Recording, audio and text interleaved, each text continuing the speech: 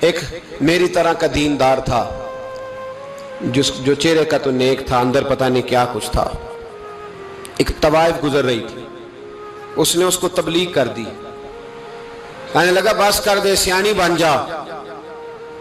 تو کسی دانشور میں لکھا ہے اس نے بڑا سخت جواب دیا اس عورت نے. کہنے لگی بابا میں تو جو ہوں وہ نظر بھی آ رہی ہوں، تو بتا جو تو نظر آتا ہے وہ تو ہے کہ نہیں. اس بندے نے چیخ ماری اور بے ہوش ہو کے گر پڑا. تو لوگوں نے کہا بابا آج کسی صوفی کا کلام سنا ہے جو بے ہوش ہو گیا؟ تو اس نے کہا نہیں، آج طوائف کی بات سنی ہے، طوائف کی. اور وہ عجیب بات کر گئی ہے. وہ کہہ گئی ہے میں تو جو ہوں میں نظر آ رہی ہوں، تو بھی تو بتانا، تو بتانا کہ تو دستار امامت پہنتا ہے.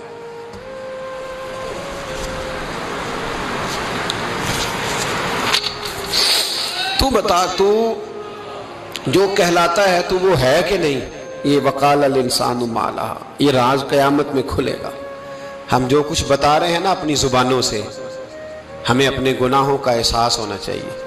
ایسا نہ ہو کہ جب سزا ملے تو پھر اس طرح کی ملے کہ دوبارہ کسی کو کوئی منہ دکھانے کے قابل نہ رہے. میرے بھائی یاد رکھیں اور سمجھیں، گناہ انسان کی زندگی کو تنگ کرتے ہیں. میرے نبی پاک علیہ السلام نے فرمایا جب تو جھوٹ بولتا ہے تو تیرے فرشتے کرامن کاتبین سائیڈ پہ ہو کے کھڑے ہو جاتے ہیں. جب تو زنا کرتا ہے تو تیرے اندر سے ایمان نکل جاتا ہے.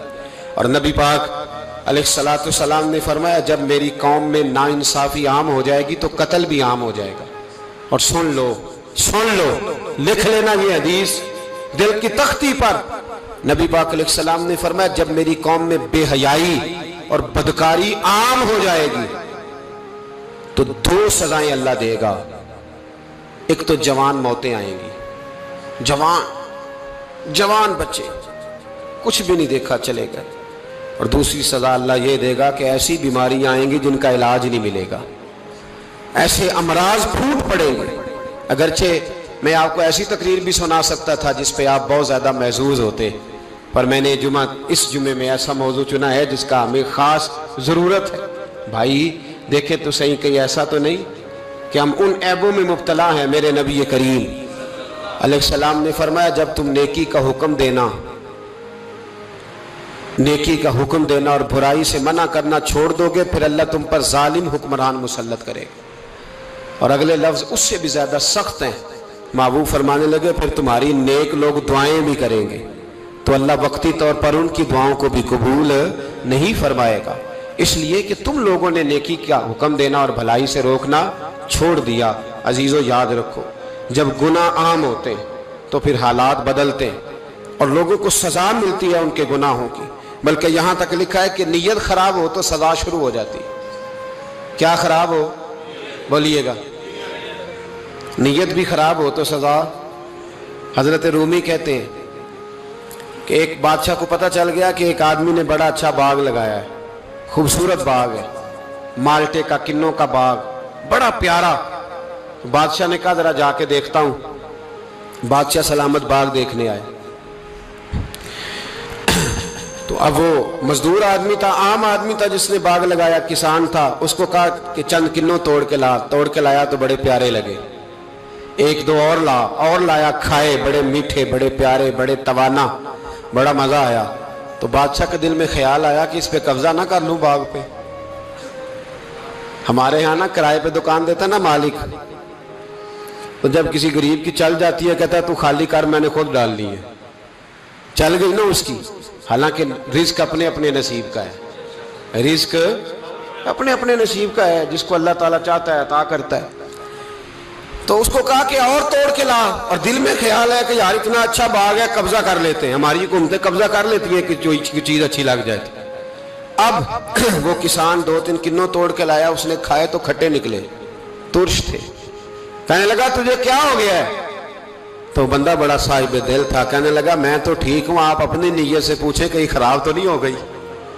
تو کنوں میں بھی اس کا اثر آ گیا ہے. اپنی نیتیں بگڑ جائیں نا، نیتیں. اب ایک بات کہنے لگا ہوں، غور سے سننا. جب تک دو بھائی اکٹھے کاروبار کرتے ہیں نیت ہوتی ہے کہ ہمارا گھر چلے گا، تب تک اللہ برکت دیتا ہے. اور جب اپنی اپنی جیبیں سمیٹنے لگ جاتے ہیں نا کہ یہ میرا 5,000 ہے آج میں گیا تھا اگرائی کرنے، یہ میرا 10,000 ہے آج میں نے محنت زیادہ کی، جب وہ ٹٹولنے لگتے ہیں پھر اس دکان سے بھی برکت اٹھ جاتی ہے، پھر وہاں سے بھی برکت چلی جاتی ہے۔ فَإِنَّ لَهُ مَعِيشَةً ضَنْكَ، فرمایا جب تو میں منہ پھیر لیتا ہے پھر تیری زندگی اللہ تنگ کر دیتا ہے، پھر وہاں سے بھی برکت، خوبصورتی، اثر اٹھ جاتا ہے۔ ایک سنار نے گلی میں ایک یتیم چھوٹے سے بچے کو گھومتے دیکھا تو سنار بے اولاد تھا، بچے کو اٹھا کے گھر لے آیا، 18 سال اس بچے کی پرورش کی، اس کو پالا پوسا جوان کیا۔ سنار کے پاس وہ دکان پہ چلا جاتا، وہ کئی دفعہ دکان پہ رہتا، کئی دفعہ گھر میں رہتا، ایک دفعہ وہ دکان پہ تھا، بچہ گھر تھا، 18 سال کا جوان، اس کی بیوی اکیلی تھی، وہ جس نے ماں بن کے پالا تھا اس نے اسی پہ حملہ کر دیا، اس کا بازو بری نیت سے تھاما، بیوی چیخی، تھوڑی دیر گزری تو وہ نوجوان پیروں میں بیٹھ گیا، کہنے لگا اماں پتہ نہیں مجھے کیا ہوا۔ شام کو سنار آیا، بیوی چیخنے لگی، چلانے لگی، کہنے لگی آج عجیب بات ہوئی، جس کو میں نے جگر کا خون دے دے کے پالا اسی نے گندی نظر ڈالی۔ سنار محو حیرت ہے، بیوی کا خیال تھا کہ لاٹھ اٹھائے گا، ڈنڈا اٹھائے گا، نوجوان کو مارے گا، لیکن وہ رونے لگ گیا۔ اس نے کہا آج اس نے میرا بازو تھاما ہے، جانے کیا کیا ہے، پریشان ہونے لگ گیا، سجدے میں گر گیا، کہا تو بتاتا کیوں نہیں؟ تو وہ سنار کہنے لگا اس کی غلطی نہیں، 18 سال کے بعد آج مجھ پر بھی شیطان سوار ہوا تھا، ایک عورت آئی تھی، وہ اپنے بازوؤں میں چوڑیاں پہننا چاہتی تھی تو میں نے بھی گندی نظر سے ہاتھ ڈالا تھا، رب کریم نے مجھے فوراً اس کی سزا دی۔ جن کے گھروں میں بیٹیاں ہوتی ہیں ان کی نظریں گندی نہیں ہوتی، جو بیٹیوں کے باپ ہوتے ہیں، جو بہنوں کے بھائی ہوتے ہیں، ان کی نظریں گندی۔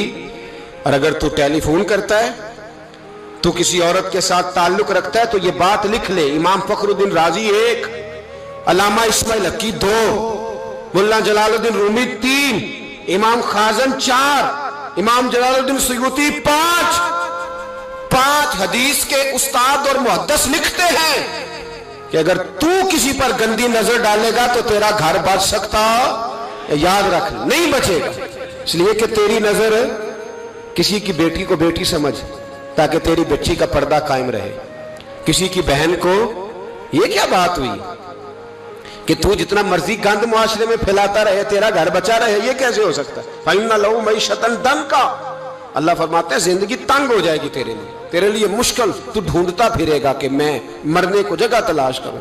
سچی توبہ کرے، کھری توبہ کرے، یہ گناہ انسان کو مجبور کر دیتے ہیں۔ حضرت عبداللہ بن مبارک رحمت اللہ تعالیٰ علیہ، ان کے سینکڑوں شاگرد تھے، ایک شاگرد کے انتقال کا وقت آیا تو گھر گئے ملنے، آپ کہتے ہیں میں نے زور لگا لیا پر اس کی زبان پر کلمہ جاری نہیں ہوا، میں اسے کہتا کلمہ پڑھ پر اس کی زبان پر جاری، اللہ اکبر، بہت بڑی نعمت ہے، دعا فرمائیں اللہ ایمان کی موت عطا فرمائے، ایمان کی موت دے اللہ کریم، ایمان کی موت دے۔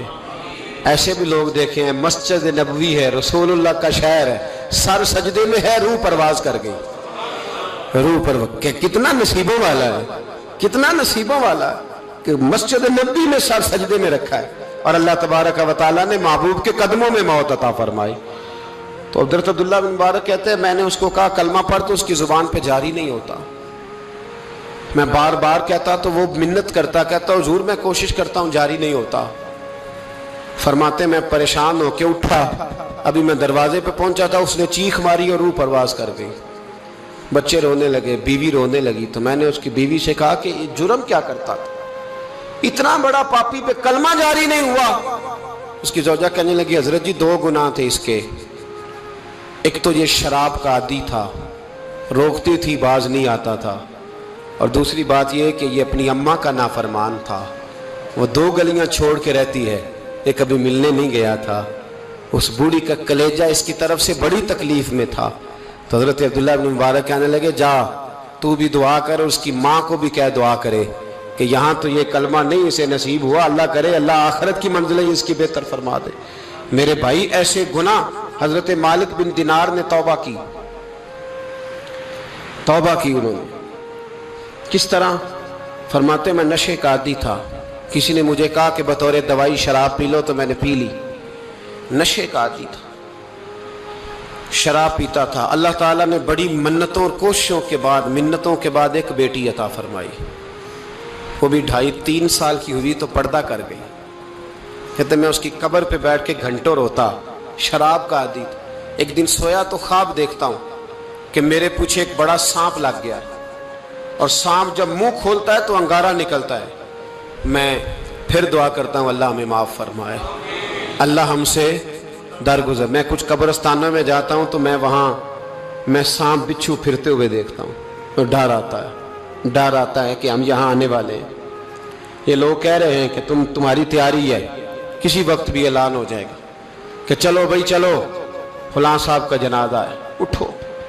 لوگ کہتے ہیں جلدی کرو, اور ایک کونے میں ایک شخص یہ بھی کہتا ہے کہ دیگ بھی رکھ لو, مہمان بڑے جمع ہو گئے. اور ایک کونے میں لوگ یہ بھی کہتے ہیں کہ برف ٹھنڈی لے آؤ, لوگوں نے پانی بھی پینا.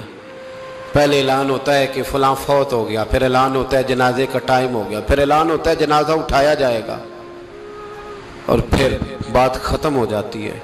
پھر کل من علیہ فان, پھر کوئی نہیں پوچھنے آتا. ختم ہو گئے, قصہ ہی ختم ہو گیا. ان لوگوں کی کہانی مٹ گئی, ختم ہو گئے.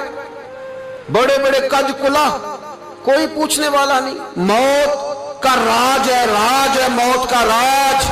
موت راج کرتی ہے بس, اور کسی کا راج نہیں. وہ راج کرتی ہے, جدھر جاتی ہے اسی کا راج ہے, راج کر رہی ہے. تو حضرت مالک بن دینار کہتے ہیں قبرستان میں نے دیکھا, میں خواب دیکھتا ہوں بڑا اژدہا, اس کے منہ کے اندر آگ, میرا پیچھا کر رہا ہے. کہتے میں خواب دیکھ رہا ہوں. میں دوڑا, لیکن وہ اژدہا جب میں دوڑا تو میرے آگے آ کے کھڑا ہو گیا.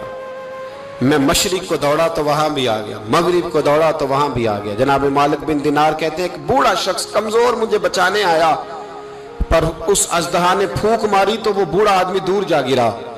کہتے میں چیختا تھا, چلاتا تھا. ایک پہاڑی پہ میں بھاگا گیا تو وہاں مجھے میری بیٹی ملی, مجھے فوت ہو گئی. وہ اس اژدہے کے آگے اس نے یوں ہاتھ کیا تو اژدہا پیچھے بھاگ گیا. میں نے بیٹی کو گود میں اٹھایا, میں نے کہا بیٹی یہ کون تھا؟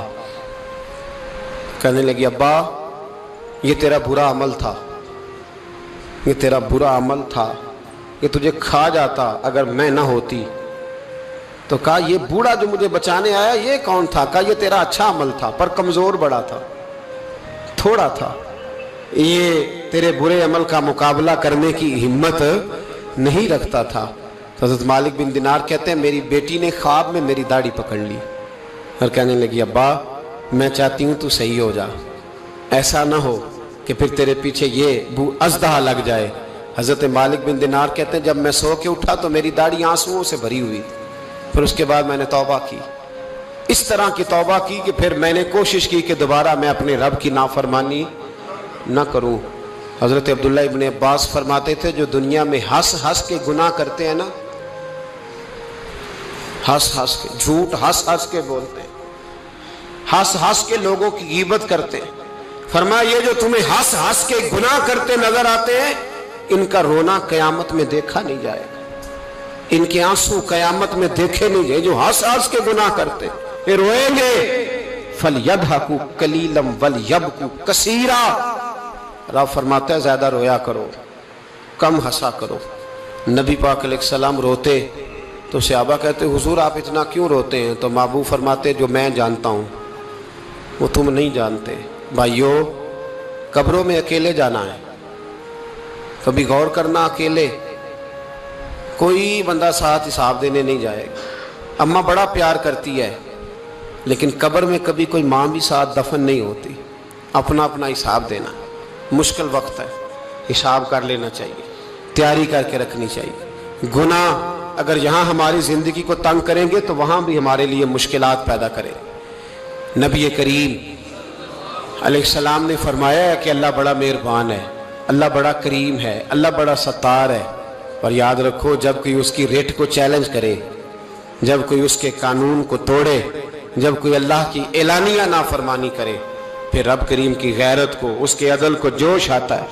توبہ کرے سچی, مسجد کی حاضری دیں پابندی کے ساتھ. میری آپ سے ہمیشہ یہ گزارش رہتی ہے کہ مسجد کی حاضری پابندی سے دیں. میں اپیل کرتا ہوں दाढ़ी रख लें, ये मेरे नबी का तरीका है सल्लल्लाहु ताला अलैहि। वापस आ जाए, हमारी बका ना हमारे दीन में है। कोई नहीं हमें रखेगा, कोई नहीं रखेगा, कोई नहीं। मुझे मेरा एक दोस्त रात बता रहा था कि सऊदी अरब में एक शख्स ने 30 साल मेहनत की, तो जब वो मरा है वहीं उसके घर में फ़ोन किया तो उसके घर वालों ने कहा जनाब आपको मुश्किल होगी डेड बॉडी भेजने में, वहीं दफन कर दें। हाँ, अगर उसका कोई पैसा है तो वो ज़रा अकाउंट में भेज दें, बच्चियों को ज़रूरत है। ओ भाई, तू अकेला जाएगा, तेरे लिए मुश्किल हो जाएगी। अपने भी साथ यकीन करें, बच्चे दुआएं कराने आते हैं, कहते हैं हज़रत जी दुआ करें अल्लाह अम्मा की सख्ती माफ़ कर दे। इसका मतलब क्या है कि अम्मा अब जाए, अब हमारा नंबर आए।